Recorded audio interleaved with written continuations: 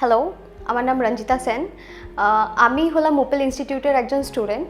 আমি মুপেল ইনস্টিটিউটের সম্বন্ধে জেনেছি গুগল থেকে। গুগলে আমি সার্চ করেছিলাম যে গ্রাফিক্স, ভিএফএক্স, অ্যানিমেশনের জন্য বেস্ট কলেজ কী আছে, যেখান থেকে আমি ভবিষ্যতে আরও অপরচুনিটি পেতে পারি কলেজে পড়া শেষ হলে।